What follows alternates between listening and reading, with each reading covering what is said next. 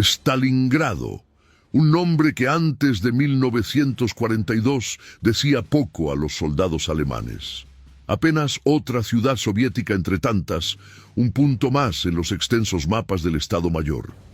Pero en cuestión de meses se transformaría en el epicentro de una de las batallas más brutales, desesperadas y simbólicas de toda la Segunda Guerra Mundial. Una batalla que marcaría el principio del fin del Tercer Reich. Un año antes, en 1941, la Alemania nazi lanzó la operación militar terrestre más grande de la historia, la Operación Barbarroja. 3 grandes grupos de ejércitos alemanes cruzaron la frontera soviética con una fuerza abrumadora. Minsk, Kiev, Smolensk. Una tras otra, las ciudades soviéticas caían ante la velocidad de la Blitzkrieg. Parecía que nada podía detener el avance alemán. Sin embargo, a pesar del éxito inicial, los problemas no tardaron en aparecer. Las líneas de suministro se extendieron demasiado. Los soldados alemanes, confiados en una guerra rápida, no estaban preparados para una campaña prolongada. Y luego llegó el invierno ruso. Un frío insoportable congeló tanques, bloqueó armas, inmovilizó columnas enteras. Decenas de miles de soldados alemanes murieron congelados o por enfermedades. Mientras tanto, Stalin reorganizaba su país para resistir. La industria fue trasladada a miles de kilómetros al este. La producción bélica aumentó. El Ejército Rojo, aunque golpeado, no se quebró. Contra todos los pronósticos, Moscú resistió. Y por primera vez desde que comenzó la guerra, la maquinaria de Hitler había sido detenida. Así terminó 1941, con el ejército alemán extenuado, el frente congelado y la guerra lejos de estar ganada. Pero Hitler no estaba dispuesto a rendirse. En lugar de retirarse o consolidar posiciones, decidió lanzar una nueva ofensiva en el verano de 1942. Una campaña ambiciosa, estratégica y profundamente personal. Y esta vez el objetivo no sería Moscú, sería el sur, los campos petrolíferos del Cáucaso. Y en el camino, una ciudad con un nombre que no podía ignorar, Stalingrado. Después del duro invierno de 1941, Hitler entendió que el Ejército Rojo no sería destruido fácilmente. Ya no bastaba con conquistar Moscú. El conflicto en el este se había transformado en una guerra de recursos, de resistencia y desgaste. Y en esa ecuación, el petróleo se volvió protagonista. La Wehrmacht dependía del combustible para mover tanques, aviones, camiones y artillería. Pero las reservas del Reich estaban peligrosamente bajas. Rumanía no podía cubrir toda la demanda. Y si Alemania quería continuar la guerra, necesitaba nuevas fuentes de energía. Por eso, el nuevo plan para 1942 fue diseñado con una prioridad clara: tomar los campos petrolíferos del Cáucaso, especialmente en Bakú, en el actual Azerbaiyán. Así nació la Operación Fall Blau, Caso Azul, una ofensiva que debía avanzar por el sur de la Unión Soviética, cruzar el Don, asegurar el Volga y luego continuar hacia el Cáucaso. Si tenía éxito, la Alemania nazi no solo resolvería su crisis de combustible, sino que también privaría a la URSS de aproximadamente el 80% de su producción de petróleo. Pero no era solo una cuestión económica. Hitler también creía que, si lograba cortar las rutas logísticas del sur soviético y tomar el control del Volga, obligaría a Stalin a negociar o al menos infligiría un golpe devastador a su capacidad de resistencia. Al principio, Stalingrado no era el objetivo principal. La ciudad era un centro industrial, sí, y una encrucijada ferroviaria importante, pero su valor estratégico estaba subordinado al objetivo real, el petróleo. Sin embargo, a medida que avanzaban los planes, algo cambió. Hitler comenzó a obsesionarse con la idea de tomar la ciudad que llevaba el nombre de su enemigo personal. Stalingrado se transformó en una meta simbólica. Capturarla sería una humillación para Stalin, una victoria propagandística de enorme peso, y así, lo que inicialmente era una maniobra de distracción, tomar la ciudad para proteger el flanco del avance hacia el sur, se convirtió en un objetivo prioritario, incluso más importante que el petróleo. Con esa mentalidad, se asignaron nuevas tropas, se reorganizaron comandos y se cambió el enfoque del plan. La guerra que iba a asegurar combustible para la maquinaria alemana, poco a poco, se desvió hacia una batalla por una ciudad en ruinas, pero cargada de significado político y psicológico. Fall Blau ya no era solo una operación logística, era un juego de poder, y ese cambio marcaría el destino de cientos de miles de hombres. El 28 de junio de 1942, tras semanas de preparación logística e incontables trenes llevando hombres, tanques y suministros hacia el este, se lanzó oficialmente la Operación Fall Blau. El encargado de abrir el camino fue el Cuarto Ejército Panzer, bajo el mando del general Hermann Hoth. Sus columnas blindadas cruzaron la región de Voronezh con rapidez, apoyadas desde el aire por oleadas de aviones de la Luftwaffe que machacaban las defensas soviéticas. Al principio, todo parecía funcionar a la perfección. La ofensiva replicaba el estilo relámpago que había hecho famosa a la Wehrmacht en 1939 y 1940. Las unidades soviéticas, aún debilitadas por los golpes del año anterior, no lograban organizar una defensa eficaz. En muchos casos, se retiraban desordenadamente, dejando atrás equipos, víveres y hasta divisiones aisladas. Los informes que llegaban al alto mando alemán hablaban de avances de hasta 30 o 40 kilómetros por día. Las rutas hacia el Don estaban abiertas. Hitler, entusiasmado, creía que por fin había encontrado la fórmula para quebrar la espalda del Ejército Rojo. Incluso los soviéticos se vieron obligados a trasladar su cuartel general para evitar ser alcanzados por las vanguardias alemanas. Pero no todo era tan ideal como parecía en los mapas. A medida que los tanques avanzaban, las líneas de suministro se estiraban peligrosamente. Muchas unidades se encontraron adelantadas hasta 10 días respecto a la llegada del combustible. En varias ocasiones, los blindados debieron detenerse en campo abierto esperando camiones cisterna que no llegaban.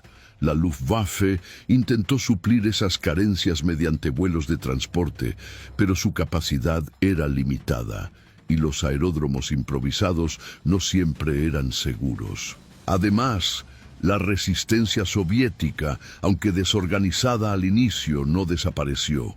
Tropas del Ejército Rojo comenzaron a reagruparse en torno a puntos clave como Voronezh y el cruce del Don, donde ofrecieron una defensa cada vez más dura.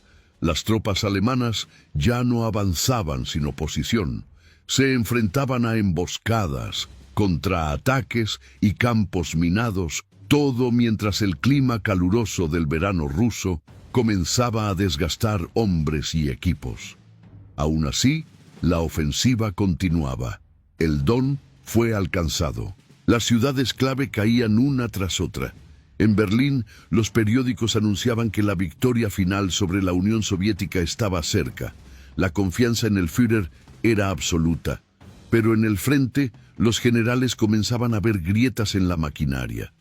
El terreno era amplio, las distancias enormes y las divisiones aliadas, rumanas, húngaras e italianas, que debían cubrir los flancos del avance alemán, no ofrecían la misma calidad ni la misma fiabilidad que la Wehrmacht. Aún así, se ordenó seguir adelante, y en el horizonte, junto al poderoso río Volga, se recortaba la silueta de la ciudad que cambiaría el curso de toda la guerra: Stalingrado. El 23 de julio de 1942, en medio del aparente éxito de la ofensiva alemana, Hitler firmó una nueva orden que alteraría radicalmente el desarrollo de la campaña en el este. Se trataba de la Directiva del Führer número 45, un documento que, aunque parecía reafirmar la estrategia ofensiva, en realidad marcó el comienzo del caos operacional.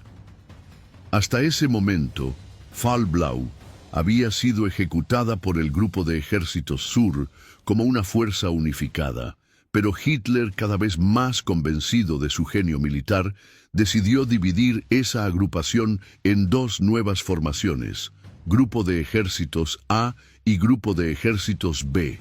El Grupo A, bajo el mando del mariscal Wilhelm List, tenía como misión principal avanzar hacia el sur, cruzar el Cáucaso y capturar los vitales campos petroleros de Maikop, Grozny y Bakú.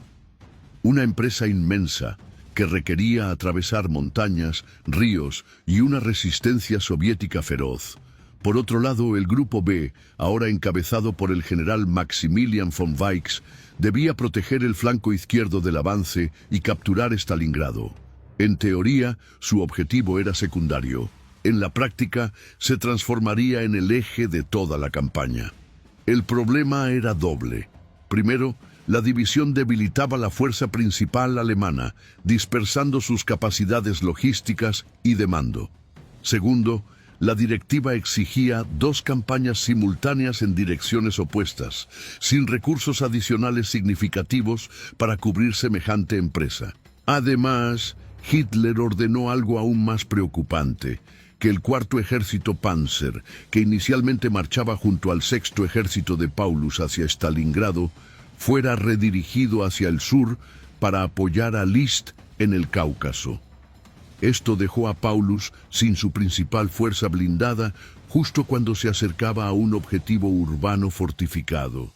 Muchos generales, incluido el propio von Bock, que hasta hacía poco dirigía el Grupo de Ejércitos Sur, expresaron dudas sobre la viabilidad de esta estrategia.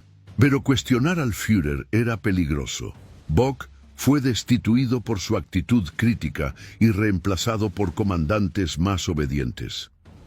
Hitler, cegado por su obsesión con los símbolos, había tomado una decisión que subestimaba la complejidad logística, la moral del enemigo y la extensión del frente. Lo que para él era un movimiento de ajedrez perfecto, en realidad era el comienzo de una catástrofe estratégica. A partir de la Directiva número 45, Stalingrado pasó de ser un objetivo secundario a convertirse en el centro de gravedad del esfuerzo bélico alemán. Y lo peor, todo el peso de esa responsabilidad recaería ahora sobre un solo hombre, Friedrich Paulus. A finales de julio de 1942, mientras el Grupo de Ejércitos A descendía hacia el sur en dirección al Cáucaso, el sexto ejército alemán, bajo el mando del general Friedrich Paulus y parte del Grupo de Ejércitos B, se dirigían hacia un objetivo cada vez más cargado de significado, Stalingrado. El camino hasta la ciudad no fue un paseo militar. A pesar de que los soviéticos estaban en retirada, las distancias eran enormes y el terreno, castigado por semanas de combates, se convertía en un laberinto de obstáculos naturales, carreteras destruidas y resistencia irregular. Las líneas de suministro alemanas se alargaban peligrosamente. El combustible escaseaba. Algunas unidades blindadas se veían obligadas a detenerse por días mientras esperaban camiones cisterna que nunca llegaban. Los soviéticos, por su parte, estaban lejos de estar derrotados. Si bien sus tropas habían sufrido enormes pérdidas durante la primera mitad de la ofensiva, sus mandos superiores comenzaban a reagruparse, redibujando sus líneas defensivas en torno a puntos clave como el Don y más allá el Volga. La ciudad de Stalingrado, aunque todavía distante, ya se preparaba para convertirse en un campo de batalla. Mientras tanto, Hitler incrementaba su presión sobre Paulus. Las órdenes eran claras. La ciudad debía ser tomada cuanto antes, no solo para asegurar el flanco norte de la ofensiva hacia el Cáucaso, sino porque, para entonces, Stalingrado se había transformado en un objetivo político. La posibilidad de ondear la esvástica sobre una ciudad que llevaba el nombre del líder soviético era irresistible para la propaganda nazi. Paulus, meticuloso, metódico, pero sin experiencia en batallas urbanas de gran escala, avanzaba lentamente. Su ejército era formidable. Más de 270.000 hombres, cientos de tanques, miles de piezas de artillería y un sistema de apoyo logístico construido durante meses. A su flanco, las tropas rumanas e italianas intentaban mantener cerradas las líneas auxiliares, aunque ya entonces demostraban tener serias limitaciones en armamento, entrenamiento y moral. En los primeros días de agosto, las unidades de vanguardia del Sexto Ejército comenzaron a cruzar el río Don, abriendo el camino hacia el último tramo antes de Stalingrado. El calor era sofocante. Las tormentas de polvo complicaban las operaciones aéreas. Las aldeas intermedias eran tomadas y fortificadas por los alemanes, mientras los soviéticos se replegaban hacia la ciudad. En Berlín, el Ministerio de Propaganda de Goebbels ya preparaba titulares celebrando la caída inminente de la ciudad. Pero en el frente, los generales sabían que se avecinaba algo completamente distinto a todo lo que habían enfrentado hasta entonces. Porque Stalingrado no era solo un punto en el mapa, era una trampa. Y el ejército alemán estaba caminando directo hacia ella. A medida que el Sexto Ejército alemán se aproximaba a las afueras de Stalingrado, las tropas soviéticas intensificaban su preparación para una defensa total. A pesar de las pérdidas, el mando soviético sabía que la ciudad debía resistir a cualquier precio. No solo por su importancia estratégica, como centro industrial y punto clave en la red ferroviaria del sur, sino por su valor simbólico. Stalin había decidido que Stalingrado no podía caer sin importar el costo. Al otro lado de la ciudad fluía imponente el río Volga, una muralla natural de más de 1 kilómetro de ancho en algunos tramos. Era tanto una línea de vida como una línea de muerte. Por allí llegaban refuerzos, armas y alimentos desde la otra orilla, donde se encontraba la retaguardia soviética y los centros logísticos. Pero cruzarlo significaba enfrentarse a la artillería alemana, a la aviación y a una línea de fuego constante que no daba tregua. Los ejércitos 62º y 64º soviéticos, comandados por Vasily Chuikov y Mikhail Shumilov, recibieron la orden de mantener la ciudad hasta el último hombre. Y los refuerzos llegaban por oleadas, muchas veces de noche, en frágiles botes de remos o barcazas que cruzaban el Volga bajo bombardeos continuos. Muchos no alcanzaban la costa. Los que lo hacían eran enviados directamente al frente urbano con poca o ninguna preparación. A finales de agosto los primeros combates se produjeron en los suburbios del norte. Los alemanes intentaban cortar las rutas de abastecimiento que cruzaban el río, apuntando su artillería pesada hacia los embarcaderos y zonas de desembarco. La Luftwaffe se sumó con ataques constantes a lo largo de toda la ribera oriental. Cada metro ganado costaba decenas, a veces cientos de vidas. Pero los soviéticos no cedían. Usaban los cráteres y ruinas como fortificaciones improvisadas. Cavaban trincheras junto al río. Convertían barcos hundidos en puntos de apoyo. El Volga no solo separaba las líneas del frente, sino que representaba la última barrera antes del colapso total. Si los alemanes lo cruzaban, toda la defensa soviética en el sur podía venirse abajo. Y sin embargo, no era el ejército rojo quien cruzaba el río. Eran los alemanes quienes intentaban rodearlo. Presionaban desde el oeste con un ataque constante mientras buscaban cerrar la ciudad en una pinza mortal. Pero al no lograr romper la línea defensiva en un solo golpe, se vieron obligados a iniciar una ofensiva lenta, costosa y cada vez más desesperada. En respuesta, Stalin emitió la infame Orden número 227, ni un paso atrás. A partir de entonces, cualquier unidad soviética que se retirara sin autorización era considerada traidora.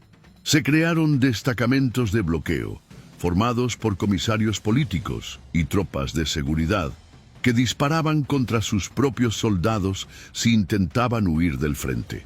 La consigna era clara: morir o resistir. Y así, el Volga se convirtió no solo en una línea de abastecimiento o defensa, sino en un símbolo del sacrificio absoluto. Cada soldado que lo cruzaba sabía que probablemente no regresaría, que solo podía avanzar o caer. El 23 de agosto de 1942, Stalingrado vivió su día más oscuro.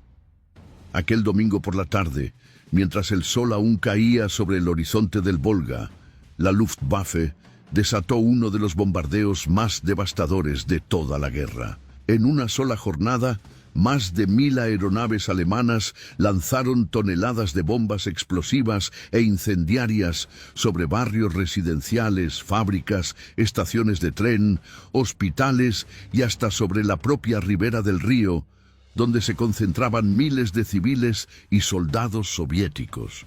El objetivo era claro: quebrar la voluntad de la ciudad antes de que comenzara la batalla urbana. Hermann Göring y los altos mandos de la aviación prometieron a Hitler que podían arrasar Stalingrado desde el aire, forzando su rendición sin necesidad de un combate prolongado. Pero el resultado fue distinto. En pocas horas, la ciudad se convirtió en un infierno de humo, llamas y escombros. Las llamas se propagaron sin control, alimentadas por materiales inflamables en los almacenes industriales. El centro urbano fue completamente destruido. Se calcula que murieron entre 20.000 y 40.000 civiles solo ese día. Niños, mujeres, ancianos y trabajadores quedaron atrapados bajo los escombros o calcinados vivos por las bombas incendiarias. El calor era tan intenso que derretía las ruedas de los camiones y torcía los rieles del tren. La onda expansiva de las explosiones arrastraba cuerpos y techos enteros por el aire. Edificios enteros desaparecieron en segundos. Los hospitales colapsaron, muchos con pacientes aún dentro. Nadie estaba preparado para semejante horror. Y sin embargo, la ciudad no cayó. El efecto del bombardeo fue paradójico. Lo que debía facilitar la conquista, en realidad, creó un campo de batalla ideal para los defensores soviéticos. Entre las ruinas, los soldados del Ejército Rojo comenzaron a fortificarse. Las fábricas destruidas se convirtieron en fortalezas, los sótanos en refugios, los cráteres en trincheras improvisadas.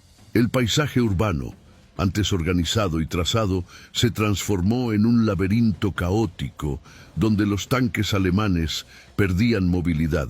Los francotiradores soviéticos encontraban cobertura perfecta y cada calle era una emboscada en potencia. Además, la destrucción masiva comprometió la logística alemana. Las nubes de polvo y humo interferían con los bombardeos de precisión. Las ruinas bloqueaban el paso de vehículos. La necesidad de limpiar caminos bajo fuego enemigo ralentizaba el avance.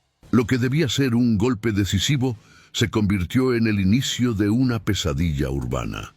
Desde entonces, cada día que pasaba, la Luftwaffe volvía a sobrevolar Stalingrado. Pero ya no tenía la ventaja del factor sorpresa. Las defensas antiaéreas soviéticas se multiplicaron y los propios pilotos comenzaban a notar el desgaste. Los vuelos se hacían más peligrosos, las pérdidas aumentaban, el Volga se llenaba de aviones caídos. Para Hitler, sin embargo, el bombardeo fue una gloriosa demostración de poder. Para los soviéticos fue el punto de no retorno. Desde ese día, Stalingrado ya no era solo una ciudad, era un juramento colectivo, la promesa de resistir hasta el último aliento. El 31 de agosto de 1942, tras semanas de avance, bombardeos y escaramuzas en los suburbios, las primeras unidades del Sexto Ejército Alemán cruzaron el umbral de Stalingrado. Lo que debía ser una toma rápida de una ciudad asediada, se convirtió en una pesadilla urbana que devoraría hombres, máquinas y esperanzas durante más de 5 meses. Las tropas de Paulus no sabían lo que les esperaba. Venían curtidas por años de guerra relámpago, acostumbradas a maniobras de envolvimiento y combate en campo abierto. Pero en Stalingrado no había espacio para eso. No había flancos que girar, ni campo que conquistar, solo ruinas, humo y enemigos invisibles que aparecían de las sombras. El Ejército Rojo, bajo el mando de Vasily Chuikov, había convertido cada rincón de la ciudad en una trampa mortal.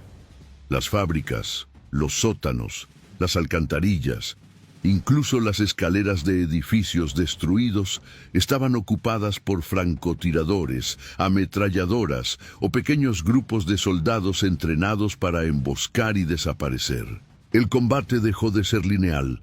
No existía un frente claro. Se luchaba por cada edificio, cada habitación, cada escalón. Era común que los alemanes controlaran el primer piso de un edificio, los soviéticos el segundo, y que el subsuelo estuviera en disputa. En ese caos vertical, el tiempo se medía no en días, sino en metros ganados o perdidos. Algunas calles cambiaban de manos 5 o 6 veces en una sola jornada. La fábrica de tractores Dzerzhinsky, la fábrica Octubre Rojo y la fábrica de barricadas se convirtieron en fortalezas inexpugnables. Los soviéticos las defendían con artillería escondida entre los escombros, lanzagranadas improvisados y líneas de suministros ocultas que cruzaban el Volga. Las fuerzas alemanas, por su parte, respondían con bombardeos sistemáticos y asaltos directos que costaban cientos de vidas por día. Uno de los ejemplos más brutales fue la lucha por el elevador de granos, un enorme silo que ofrecía visibilidad estratégica sobre el entorno.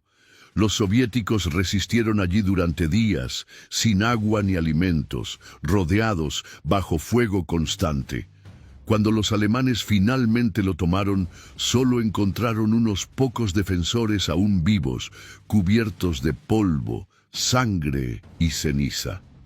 La moral comenzó a deteriorarse. La comida llegaba tarde. El agua estaba contaminada. El olor a cadáver y pólvora era constante. Las noches se iluminaban por los incendios y los días eran una sucesión interminable de explosiones, disparos y órdenes gritadas entre los escombros. Aún así, Hitler ordenó seguir. Para él, Stalingrado ya no era una ciudad, sino un símbolo que debía caer a cualquier precio. La presión sobre Paulus aumentaba. Se le exigía avanzar, tomar más terreno, sin importar el coste humano. Pero a medida que se internaban en la ciudad, los soldados alemanes comenzaban a comprender una verdad inquietante. Cuanto más avanzaban, más atrapados estaban. A mediados de octubre de 1942, la ciudad de Stalingrado ya no era una ciudad. Era una herida abierta que sangraba sin cesar. Cada calle, cada muro, cada rincón estaba marcado por la muerte. Los cuerpos quedaban donde caían, a veces sepultados bajo nuevos escombros antes de poder ser reconocidos o enterrados. El olor era insoportable, la putrefacción constante, la destrucción total. Las cifras comenzaban a reflejar lo que los comandantes temían, pero no podían admitir en voz alta. La Wehrmacht se estaba desangrando. A diario se perdían cientos de hombres, no solo por disparos enemigos, sino por frío, enfermedades, infecciones, heridas sin tratar. Los hospitales de campaña, improvisados en sótanos y edificios derruidos, no daban abasto. Faltaban antibióticos, gasas, personal médico. Muchos morían en camillas o en el suelo sin recibir siquiera una morfina para calmar el dolor. El sexto ejército de Paulus, que había iniciado la ofensiva con más de 270.000 hombres, sufría ya decenas de miles de bajas. Unidades enteras fueron aniquiladas en combates que se prolongaban por días en el mismo bloque de edificios. Las divisiones de élite, como la 16ª División Panzer o la 100ª División de Infantería Ligera, eran reducidas a fragmentos, muchas veces integradas de nuevo como grupos de choque sin nombre ni estructura formal. En el otro lado del río, los soviéticos tampoco escapaban al desastre. El 62º Ejército, al mando de Chuikov, era virtualmente aniquilado y reconstruido una y otra vez. Se estima que el Ejército Rojo perdía entre 8.000 y 10.000 hombres por semana solo en el sector de Stalingrado. Muchos de los nuevos reclutas eran adolescentes, campesinos sin entrenamiento, lanzados al frente con un fusil. Y a veces, ni eso. Solo con cartuchos y la orden de recoger el arma del compañero muerto. Los soviéticos no contaban cadáveres. Stalin lo había dejado claro. Una muerte es una tragedia. 1 millón es una estadística. Y en Stalingrado las estadísticas se escribían con sangre. Ambos bandos recurrían a la artillería como castigo cotidiano. La ciudad era bombardeada sin descanso por ambos lados. Las fábricas convertidas en fortalezas se convertían a su vez en tumbas colectivas. Las calles desaparecían bajo la metralla.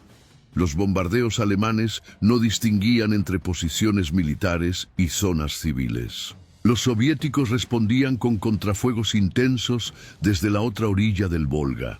Para los soldados no había descanso, no existía la retaguardia. Incluso los lugares supuestamente seguros eran alcanzados por francotiradores, morteros o ataques sorpresa. Nadie dormía más de 2 o 3 horas seguidas. Las raciones eran escasas, el agua muchas veces contaminada. La disentería y el tifus se extendían sin control. A pesar de todo, nadie cedía. La orden era clara en ambos frentes: resistir o morir. Para los alemanes, retirarse era desobedecer al Führer. Para los soviéticos, retroceder significaba enfrentarse al pelotón de fusilamiento. Las pérdidas en Stalingrado superaban cualquier precedente en la guerra hasta ese momento. Se estima que, para este punto de la batalla, más de 300.000 hombres entre ambos bandos ya habían muerto, resultado heridos o desaparecidos. Y sin embargo, lo peor estaba aún por llegar. Mientras en Stalingrado se combatía calle por calle, entre los escombros y la sangre, en Berlín se libraba otra batalla, la de la propaganda. El 30 de septiembre de 1942, Adolf Hitler dio un discurso ante el Reichstag, el parlamento nazi, en el que declaró públicamente que la ciudad de Stalingrado ya había sido tomada o que su caída era inminente. En su tono triunfal habitual, el Führer afirmó: Stalingrado está a punto de caer. Solo pequeños focos de resistencia permanecen en la ciudad. Es cuestión de días, quizá de horas. El mensaje fue retransmitido por radio a todo el país. Las portadas de los periódicos alemanes al día siguiente hablaban de la victoria final en el Volga y celebraban la conquista de una ciudad simbólica. El régimen quería mostrar que, tras las dificultades del invierno anterior, Alemania volvía a dominar el frente oriental. Stalingrado, con su nombre asociado directamente a Stalin, era el trofeo perfecto para levantar la moral del pueblo y de las tropas. Pero la realidad era muy distinta. Ese mismo día, las tropas alemanas combatían encarnizadamente en los sectores industriales del norte de la ciudad, sin haber logrado aún tomar el control ni de la mitad del territorio urbano. La fábrica de tractores seguía en manos soviéticas. Las unidades del Ejército Rojo, aunque agotadas, lanzaban contraataques desde el Volga con nuevos refuerzos que cruzaban bajo el fuego de la Luftwaffe. Hitler, sin embargo, no podía permitirse mostrar debilidad ni aceptar que su gran ofensiva se había estancado. Para él, admitir que Stalingrado aún no caía era equivalente a una derrota política, así que optó por la negación. Exigió a sus generales que aceleraran el avance a toda costa, sin importar las condiciones del terreno, las bajas o la resistencia creciente. Las consecuencias de ese discurso fueron inmediatas. El alto mando alemán redobló la presión sobre Paulus. Se ordenaron ataques frontales y mal planificados contra posiciones fortificadas. Se ignoraron las advertencias sobre el desgaste de las tropas y la fatiga logística. Todo debía sacrificarse en nombre del éxito simbólico, porque ya se había anunciado la victoria, y ahora había que justificarla con hechos, aunque el precio fuese catastrófico. En los días posteriores, los combates se intensificaron. Las divisiones alemanas sufrieron pérdidas masivas tratando de conquistar el último tercio de la ciudad. El enemigo no solo no se rendía, sino que parecía crecer con cada bombardeo. Mientras tanto, en la URSS, Stalin no respondió públicamente al discurso de Hitler. Pero en el Politburó, sus palabras fueron frías y calculadas: que se queden con la ciudad, si es que logran salir de ella. Y así, sin que lo supiera, el propio Führer acababa de sellar el destino de cientos de miles de sus soldados. En noviembre de 1942, tras más de 2 meses de intensos combates en Stalingrado, el alto mando alemán se enfrentaba a una dura realidad. La ciudad no había sido conquistada, ni lo sería fácilmente. La resistencia soviética no solo no se debilitaba, sino que aumentaba en ferocidad. Las tropas alemanas, por el contrario, comenzaban a desgastarse hasta el límite de sus capacidades. En este contexto, el 11º Cuerpo de Ingenieros de la Wehrmacht, bajo presión directa del comando del Sexto Ejército, planificó un nuevo intento de asalto final, la llamada Operación Hubertus. A diferencia de los ataques anteriores, esta ofensiva se centraría en tomar los restos de las zonas industriales con apoyo masivo de unidades especializadas en combates subterráneos y demoliciones. El objetivo principal era eliminar de una vez por todas los focos de resistencia soviética atrincherados en la fábrica Octubre Rojo y la fábrica de tractores. La operación fue lanzada en los primeros días de noviembre.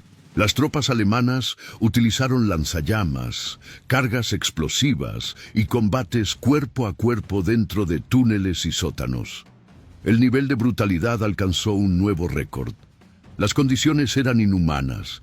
Peleas en pasillos llenos de humo, cuerpos calcinados, soldados que morían atrapados en túneles derrumbados. Durante los primeros días, las fuerzas alemanas lograron avances parciales, tomando sectores de fábricas y eliminando posiciones soviéticas aisladas. Pero no fue suficiente. Los soviéticos contraatacaban cada noche, reforzados por nuevas oleadas de soldados que seguían cruzando el Volga bajo fuego enemigo. Incluso mujeres, adolescentes y prisioneros eran incorporados a las unidades de defensa. A pesar del evidente fracaso operativo, Hitler volvió a hablar. El 8 de noviembre de 1942, en un nuevo discurso desde Múnich, con motivo del aniversario del Putsch de la cervecería, la fallida insurrección nazi de 1923, el Führer se dirigió con tono triunfal al pueblo alemán. En su mensaje aseguró: «Stalingrado caerá. La ciudad ya no es más que una pila de ruinas ocupadas por enemigos condenados. Lo único que resta es limpiar lo que queda». En realidad, Stalingrado no estaba limpia ni controlada. Aún quedaban más de 10.000 soldados soviéticos activos en la ciudad, bien atrincherados y con moral elevada. Además, la inteligencia alemana ignoraba una amenaza aún mayor que se preparaba al norte y al sur del frente urbano, una ofensiva soviética masiva a punto de ser lanzada. Hitler, ajeno a estos hechos o negándolos por completo, continuó ordenando la consolidación de las posiciones en la ciudad. No autorizó retirada alguna. No aceptó propuestas de reorganización estratégica. Para él, Stalingrado debía ser tomada por completo o convertirse en el altar del sacrificio alemán. Mientras pronunciaba su discurso, el destino del Sexto Ejército ya estaba sellado. A cientos de kilómetros al oeste, las tropas soviéticas se concentraban en secreto, listas para lanzar el golpe que cambiaría el curso de la guerra. El 19 de noviembre de 1942, mientras los soldados alemanes aún combatían por ganar los últimos bloques de la devastada Stalingrado, la Unión Soviética lanzó la operación que cambiaría el curso de toda la guerra en el frente oriental, la Operación Urano. Durante semanas, en absoluto secreto, el alto mando soviético había estado preparando una ofensiva masiva de doble pinza. El objetivo no era recuperar la ciudad, aún envuelta en fuego y ruinas, sino rodear completamente al Sexto Ejército alemán y destruirlo desde el exterior. Stalin, Zhukov, Vasilevsky y el general Rokossovsky trabajaron juntos en la planificación. Sabían que los flancos del ejército alemán estaban custodiados por fuerzas rumanas, húngaras e italianas, mal equipadas, con poca moral y sin capacidad para resistir un ataque coordinado de gran escala. Los soviéticos decidieron golpear ahí, en los costados más débiles del dispositivo enemigo. A las 7:20 de la mañana del 19 de noviembre, bajo una densa niebla invernal, más de 3.500 piezas de artillería soviética abrieron fuego en una línea de más de 60 kilómetros al norte de Stalingrado. Fue el inicio de un bombardeo masivo, al que le siguieron divisiones de infantería, tanques T-34 y brigadas móviles que atravesaron las líneas rumanas como un cuchillo en mantequilla. Al día siguiente, el 20 de noviembre, se lanzó el segundo brazo de la pinza desde el sur. La escena se repitió. Una barrera de fuego, seguida por un avance imparable de blindados soviéticos que destrozaron las posiciones defensivas del Cuarto Ejército rumano, mal preparado y superado en número y armamento. Los soviéticos avanzaron más de 40 kilómetros por día en ambas direcciones. Los alemanes apenas pudieron reaccionar. Las reservas estaban agotadas y las comunicaciones comenzaron a colapsar. El frente se desmoronaba y en menos de 72 horas las dos puntas de la pinza estaban a punto de encontrarse. El 23 de noviembre, al mediodía, en las inmediaciones de la localidad de Kalach, los blindados soviéticos del Quinto Ejército de Tanques y del Cuarto Cuerpo Mecanizado se unieron. El cerco estaba completo. Más de 300.000 soldados alemanes, rumanos y colaboradores estaban ahora atrapados en una bolsa alrededor de Stalingrado, sin líneas de suministro, sin posibilidad de retirada, aislados por completo en un infierno helado y en ruinas. Lo que durante meses había sido un asedio alemán contra Stalingrado se convirtió en un cerco soviético contra el ejército alemán. La sorpresa fue total. El alto mando alemán, confiado en que la ciudad caería pronto, no había previsto una ofensiva a tal escala. Hitler, en su burbuja de negación, prohibió cualquier intento de retirada inmediata. En lugar de ordenar una ruptura del cerco, ordenó resistir en el lugar. Según él, el Sexto Ejército debía ser abastecido por aire, una decisión que sellaría la tragedia. En cuestión de días, el cazador se había convertido en presa, y dentro del círculo, Los soldados alemanes comprendían lentamente que ya no estaban luchando para conquistar Stalingrado, sino para sobrevivir. Cuando los blindados soviéticos se encontraron en Kalach el 23 de noviembre de 1942, no solo cerraron físicamente el cerco, cerraron también el destino del sexto ejército alemán. En cuestión de horas, la Wehrmacht pasó de dominar el centro de Stalingrado a estar completamente cercada por todos los flancos. Y lo más alarmante, sin un plan real para responder a esa situación, en el interior de la bolsa quedaron atrapados no solo los soldados del sexto ejército de Paulus, sino también partes del cuarto ejército Panzer, unidades rumanas, colaboracionistas húngaros, técnicos, médicos, personal logístico e incluso trabajadores forzados. Más de 300.000 personas quedaron encerradas en un perímetro cada vez más estrecho, sin posibilidad de escapar ni de ser socorridas por tierra. La noticia del cerco golpeó con fuerza al alto mando alemán, pero Hitler se negó a autorizar una retirada inmediata. En su lugar, reafirmó la orden de mantener las posiciones hasta el último hombre. Convencido de que el ejército cercado podía resistir durante el invierno, apostó por una estrategia peligrosa: suministrar a las tropas rodeadas exclusivamente por vía aérea. El problema era que ni la Luftwaffe tenía capacidad para abastecer tal cantidad de hombres, ni existían los aeródromos adecuados para ello. Los cálculos más optimistas decían que serían necesarios mínimo 500 toneladas de suministros diarios, alimentos, municiones, combustible, medicinas, para mantener el ejército funcionando. Pero la Luftwaffe apenas podía transportar entre 80 y 100 toneladas en las mejores condiciones. Y eso, si el clima lo permitía. En los días posteriores al cerco, la situación dentro de Stalingrado empezó a deteriorarse rápidamente. Las tropas se reorganizaron en un intento por establecer una línea defensiva interna, pero el terreno destruido, el frío creciente y la constante presión soviética dificultaban toda maniobra. Los soldados comenzaron a racionar la comida de forma desesperada. El pan se hacía con aserrín para hacerlo rendir más.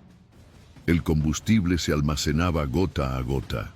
Las divisiones de infantería eran redirigidas a funciones logísticas porque no quedaban suficientes hombres en condiciones de combatir. La artillería comenzó a guardar proyectiles para ocasiones críticas. Y todo esto ocurrió en solo una semana después del cierre del cerco. Los soviéticos, por su parte, no se precipitaron. Sabían que tenían a los alemanes donde querían. En lugar de lanzar ataques frontales masivos, comenzaron a consolidar sus líneas exteriores, construyendo anillos defensivos dobles, uno mirando hacia adentro para mantener el cerco y otro hacia afuera, para resistir cualquier intento de rescate desde el exterior. La Operación Urano no solo había tenido éxito, había superado incluso las expectativas del Estado Mayor soviético. El mito de la invencibilidad alemana había sido roto, y el mundo entero comenzaba a percibirlo. Pero para los hombres dentro del cerco, esa victoria estratégica no era más que el inicio de una lenta y agónica condena. Sin refuerzos, sin retirada, sin suministros. Todo lo que les quedaba era resistir o morir. Cuando Hitler ordenó que el sexto ejército permaneciera en Stalingrado, basó su decisión en una promesa hecha por Hermann Göring. La Luftwaffe sería capaz de abastecer a los hombres cercados exclusivamente por vía aérea. Fue una declaración audaz, hecha con seguridad ante el Führer, pero totalmente desconectada de la realidad en el frente. La matemática era implacable. Para mantener operativo a un ejército de más de 250.000 soldados, atrapados en un clima extremo y bajo constante ataque, se necesitaban como mínimo 500 toneladas de suministros diarios, alimentos, municiones, ropa de invierno, combustible, medicinas, piezas de repuesto, Sin embargo, la Luftwaffe, en su mejor capacidad y con clima favorable, podía entregar como máximo 120 toneladas diarias, y eso solo por periodos breves. Desde los primeros días del cerco, quedó claro que el plan era inviable. El mal tiempo en el sur de Rusia, con densas nieblas, tormentas de nieve y vientos helados, dificultaba los vuelos. Los aviones Ju-52, principales transportes de la Luftwaffe, eran lentos, vulnerables e incapaces de aterrizar con seguridad en las pistas improvisadas dentro del perímetro cercado. Además, los soviéticos comenzaron rápidamente a atacar los aeródromos e interceptar los aviones en pleno vuelo. En diciembre, el promedio de entregas diarias cayó a 80 toneladas y en algunos días no llegaba siquiera a 20. Los convoyes aéreos eran blancos fáciles para los cazas soviéticos, que ahora controlaban el espacio aéreo en la mayoría de los sectores.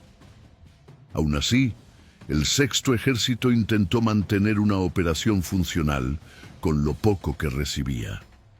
Pero los sacos de harina y las cajas de munición no bastaban ante la creciente necesidad. Los soldados comenzaron a dividir raciones individuales entre grupos de 5 o más hombres. Las estufas improvisadas utilizaban aceite de motor como combustible. Las botas se congelaban en los pies de los muertos y eran arrancadas a la fuerza para ser usadas por otro combatiente. La aviación alemana también sufría pérdidas colosales. Cada semana, decenas de aviones eran derribados o desaparecían en los campos nevados. Muchos pilotos, obligados a volar sin escolta adecuada, sabían que estaban siendo enviados a una misión sin retorno. Peor aún, el esfuerzo logístico de la Luftwaffe desvió recursos de otros teatros de guerra. El norte de África y el frente occidental empezaron a sufrir por la falta de aviones de transporte y tripulaciones. La obsesión de Hitler con Stalingrado comenzaba a comprometer todo el equilibrio de la guerra alemana. Dentro del cerco, los hombres aún aguardaban el sonido de los motores como señal de esperanza, pero con el paso de los días, incluso eso se convirtió en motivo de frustración. Muchos vuelos lanzaban los suministros de forma imprecisa, cayendo en zonas controladas por los soviéticos, que entonces los utilizaban contra los propios alemanes.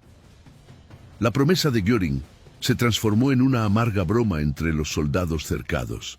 En las trincheras heladas decían entre dientes, amoratados por el frío: Göring prometió el cielo, pero nos entregó el infierno.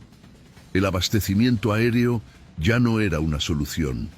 Era solo una prolongación del sufrimiento. Para quien estuviera atrapado dentro del bolsón de Stalingrado en el invierno de 1942, el tiempo no pasaba en horas ni en días. Pasaba en muertos. Un cálculo sombrío realizado posteriormente por historiadores soviéticos y alemanes, estimó que cada 7 segundos moría un soldado alemán dentro del cerco. Y eso no era solo una estadística, era el ritmo con que se apagaba la esperanza. Las causas eran múltiples: disparos de francotiradores, explosiones, combates cuerpo a cuerpo, amputaciones infectadas, frío extremo, hambre, suicidios. Había soldados que morían mientras dormían, congelados en huecos cavados en la nieve. Otros agonizaban durante días, tendidos en el suelo de refugios sin medicamentos, sin ayuda, sin nadie que tuviera fuerzas para arrastrarlos. Las trincheras se convirtieron en cementerios. Muchas veces, los muertos no eran enterrados. El suelo congelado no permitía cavar.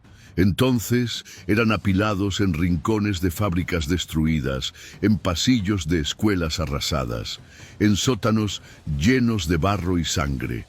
Algunos soldados dormían al lado de cadáveres, usándolos como abrigo contra el viento cortante. La comida se había vuelto un lujo. Las raciones descendieron a 200 calorías por día, por hombre. se preparaban sopas con cuero hervido de botas viejas. Existen relatos de peleas internas por restos de caballo o por ratas. En casos extremos, surgieron señales de canibalismo silencioso, negado oficialmente, pero susurrado en las memorias de los sobrevivientes. La disentería, el tifus y el escorbuto se volvieron incontrolables. No había antibióticos. Los heridos recibían con suerte un poco de vodka diluido o morfina reciclada de jeringas sucias.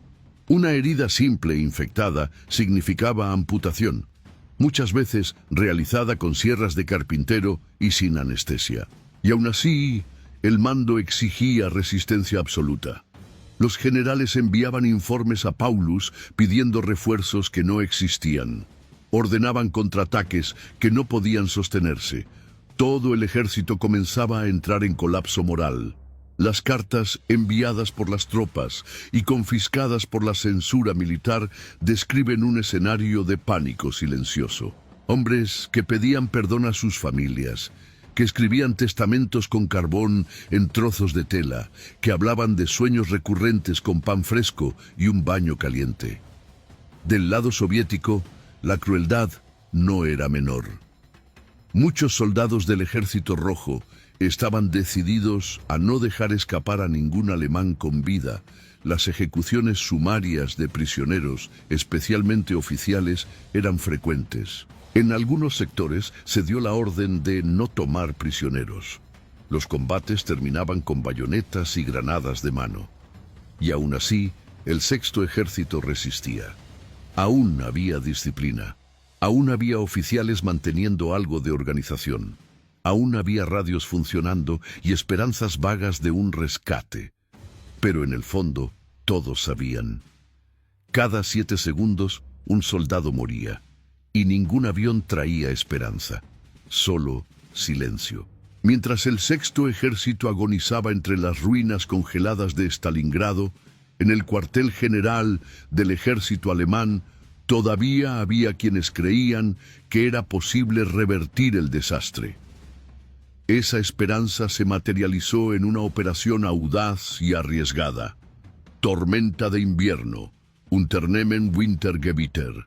El plan para rescatar por tierra a las tropas cercadas. La misión fue confiada al mariscal de campo Erich von Manstein, uno de los comandantes más respetados de la Wehrmacht, ahora al mando del recién creado grupo de ejércitos Don. Su tarea era clara: reunir fuerzas en el sur, avanzar hasta el perímetro de Stalingrado y romper el cerco antes de que el Sexto Ejército fuera completamente destruido por el frío, el hambre y las ofensivas soviéticas. En teoría, el plan parecía viable. Manstein disponía de unidades experimentadas como el 57º Cuerpo Panzer, reforzado con divisiones blindadas como la 6ª División Panzer y la 23ª División Panzer. El ataque comenzó el 12 de diciembre de 1942, partiendo de la región de Kotelnikovo, a unos 150 kilómetros al suroeste de Stalingrado. En los primeros días, los resultados fueron prometedores. Las fuerzas de Manstein avanzaron con rapidez, rompiendo las primeras líneas soviéticas y empujando al enemigo hacia atrás. La moral entre sus hombres era alta. Creían estar marchando para salvar a sus camaradas atrapados en el infierno. Sin embargo, los soviéticos no se habían quedado de brazos cruzados. El alto mando rojo anticipó el movimiento y envió refuerzos sustanciales a la zona, incluido el Segundo Ejército de Guardias. Los combates se intensificaron a medida que los tanques alemanes se acercaban al río Mishkova, el último obstáculo natural antes del cerco. Y fue allí donde la ofensiva se estancó. El clima era brutal, nevadas constantes, temperaturas de hasta 30 grados bajo cero, motores congelados, combustible que se solidificaba en los tanques. Además, los suministros tardaban en llegar y las reservas eran insuficientes para sostener un avance prolongado. Y entonces llegó el golpe más duro, Cuando Manstein logró establecer contacto con Paulus y el alto mando del Sexto Ejército, les ofreció una salida. Si ustedes rompen el cerco desde dentro, yo llegaré hasta ustedes. Avancen hacia el suroeste y nos encontraremos. Pero Paulus no tenía autorización para abandonar su posición. Hitler había sido claro. El Sexto Ejército permanecerá en Stalingrado. No se retirará ni un metro. Incluso sabiendo que el ejército estaba al borde del colapso, el Führer prohibió cualquier intento de fuga, convencido de que aún era posible cambiar el curso de los acontecimientos o resistir hasta la primavera. Paulus, fiel a la cadena de mando y sin espíritu de insubordinación, rechazó la ruptura. Sus hombres continuaron atrapados, y Manstein solo no tenía la fuerza suficiente para romper el cerco sin apoyo desde dentro. Tras días de lucha intensa, la ofensiva de tormenta de invierno perdió fuerza. El 23 de diciembre, los alemanes fueron forzados a retroceder. El sueño de rescatar al Sexto Ejército moría bajo la nieve. Para los soldados cercados, el mensaje era claro. Nadie vendría a salvarlos. Ahora estaban por su cuenta. La Navidad de 1942 fue, para los hombres del Sexto Ejército alemán, una noche de silencio, desesperanza y resignación. En lugar de árboles decorados, había ruinas ennegrecidas. En lugar de villancicos, el eco de disparos distantes. Y en lugar de regalos, frío, hambre y la certeza de la muerte. La Wehrmacht había previsto, meses antes, enviar paquetes con dulces, cartas familiares, ropa de abrigo y hasta pequeñas decoraciones navideñas a los soldados en el frente oriental. Pero dentro del cerco de Stalingrado, nada de eso llegó. Lo único que cruzaba el cielo eran proyectiles, bombas y algunos paquetes aéreos lanzados por la Luftwaffe, la mayoría extraviados o insuficientes. Los hombres, esqueléticos y cubiertos de harapos congelados, intentaron de alguna forma recordar qué día era. Algunos improvisaron pequeños árboles con ramas secas y latas vacías. Otros se reunieron en silencio, recitando oraciones en voz baja, aferrándose a fragmentos de fe o rutina como si pudieran alejar la oscuridad por unos minutos. Uno de los oficiales del Sexto Ejército escribió en su diario: «Es Nochebuena. Un camarada logró encender una vela con grasa de cerdo y una mecha de tela. La colocamos sobre un casco invertido. Nos sentamos alrededor como niños huérfanos, mirando la luz de una estrella que ya no existe. Las raciones, que ya eran mínimas, no ofrecieron ningún extra por la ocasión. Algunos soldados compartieron los últimos cigarrillos, trozos de pan endurecido o sorbos de vodka diluido. Fue una Navidad sin canciones, sin abrazos, sin futuro, apenas sobrevivencia. Mientras tanto, del lado soviético, los soldados también pasaban frío y sufrían privaciones. Pero sabían que estaban ganando, que afuera del cerco el frente avanzaba, que cada día que pasaba los alemanes estaban más débiles. Para muchos soviéticos, esa Navidad no fue un tiempo de compasión, sino de determinación. Era la víspera de la victoria. Apenas pasadas las festividades congeladas de Navidad, el Ejército Rojo reanudó sus ataques con una ferocidad renovada. No hubo respiro de Año Nuevo, no hubo tregua invernal. Solo una orden clara desde Moscú: aniquilar por completo al Sexto Ejército alemán atrapado en Stalingrado. El 10 de enero de 1943, las fuerzas soviéticas lanzaron la ofensiva denominada Operación Anillo, Operatsiya Koltso, comandada por el general Rokossovsky. Esta vez, no se trataba de cortar suministros o desgastar al enemigo. Se trataba de destruirlo sistemáticamente, sector por sector, edificio por edificio. Para entonces, el perímetro alemán se había encogido hasta unos pocos kilómetros. Las tropas de Paulus, hambrientas y exhaustas, ya no podían mantener una línea de defensa continua. Muchas unidades habían sido fusionadas en agrupaciones improvisadas, sin radios, sin oficiales de alto rango y con armas en mal estado. Los soviéticos comenzaron con un bombardeo artillero masivo que duró varias horas. Más de 7.000 piezas de artillería dispararon al unísono, rompiendo cualquier punto defensivo que quedara. Luego avanzaron divisiones enteras de infantería apoyadas por tanques T-34 que aplastaban trincheras y cadáveres por igual. Los alemanes resistieron como pudieron. En algunos sectores lograron frenar brevemente el avance. En otros, simplemente desaparecieron. Los soldados, sin munición ni alimentos, eran arrasados o se rendían en masa. Las comunicaciones colapsaron. Ya no se enviaban informes regulares al cuartel general de Paulus. Solo mensajes esporádicos pidiendo munición o clemencia. Los combates más duros se concentraron en las zonas industriales del norte y el aeropuerto improvisado de Pitomnik, que era el principal punto de llegada de los cada vez más escasos suministros aéreos. La captura de este aeródromo, el 16 de enero, selló definitivamente el destino del Sexto Ejército. Sin una pista de aterrizaje funcional, la Luftwaffe abandonó la mayor parte de sus vuelos. El aislamiento ahora era total.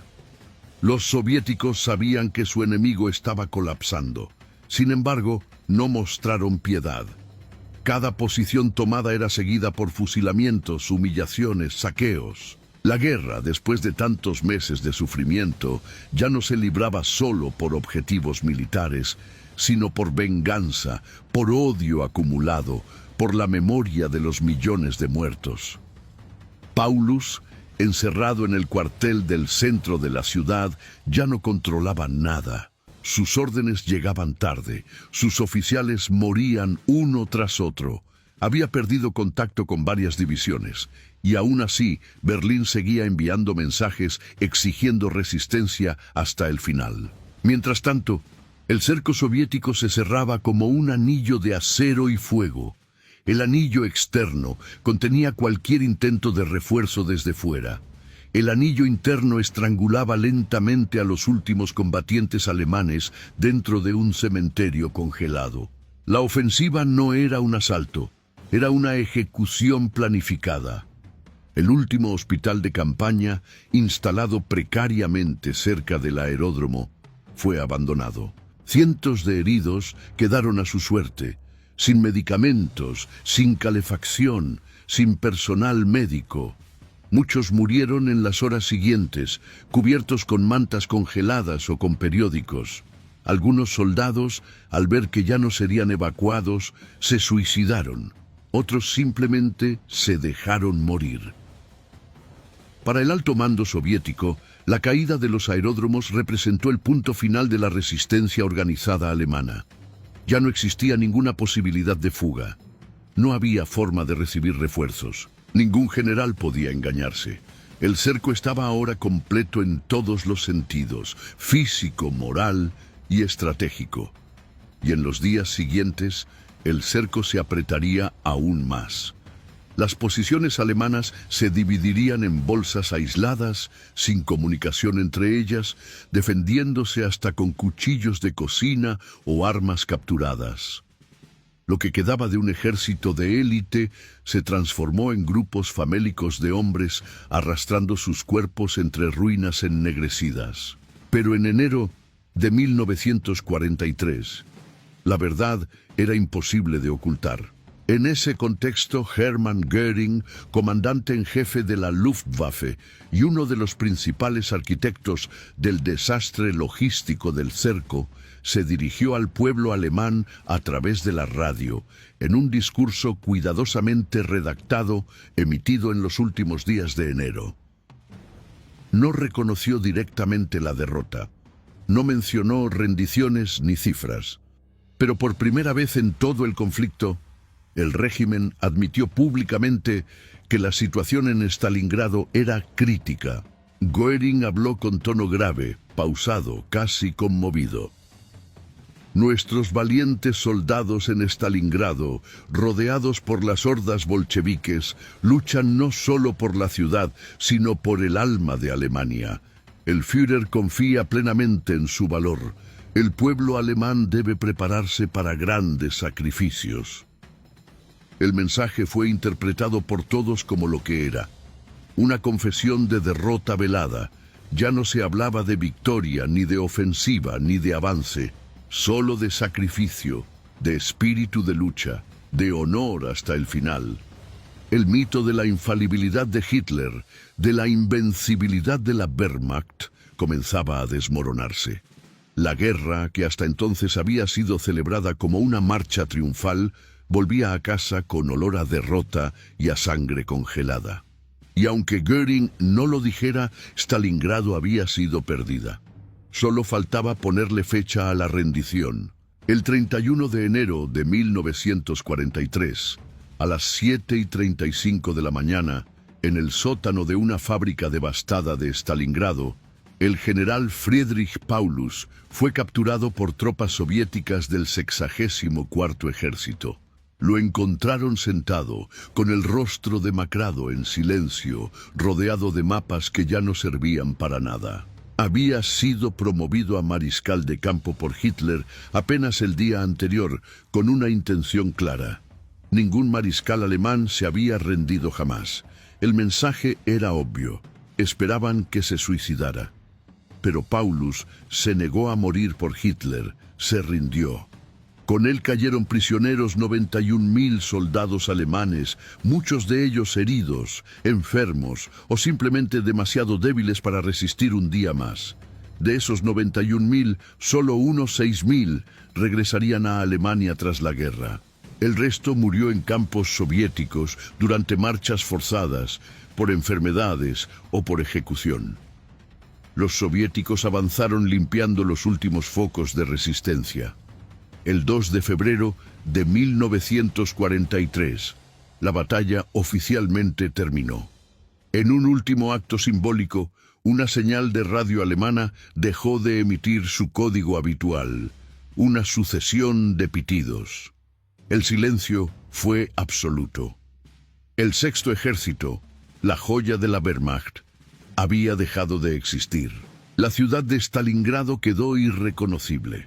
Más de 1 millón de muertos entre ambos bandos, una urbe completamente arrasada, y el inicio de una nueva etapa en la guerra. La ofensiva soviética que ya no se detendría hasta Berlín. En Alemania, la noticia de la rendición fue recibida con una mezcla de dolor, rabia y miedo. Hitler no apareció en público por varios días. Goebbels intentó convertir la derrota en un llamado al sacrificio total, pero el mensaje no calaba como antes. Por primera vez, los alemanes sabían que la guerra podía perderse. Para la Unión Soviética, Stalingrado fue una victoria moral, militar y política. Stalin la usó como emblema del heroísmo soviético, como el punto de quiebre que había humillado al fascismo en su propio terreno, la guerra total. Pero para los hombres que sobrevivieron de ambos lados, Stalingrado no fue ni victoria ni derrota. Fue una tumba abierta, una cicatriz permanente. Una demostración de hasta dónde puede llegar la brutalidad humana cuando se convierte en sistema. Y aunque los cañones callaron, el eco de Stalingrado seguiría resonando por generaciones.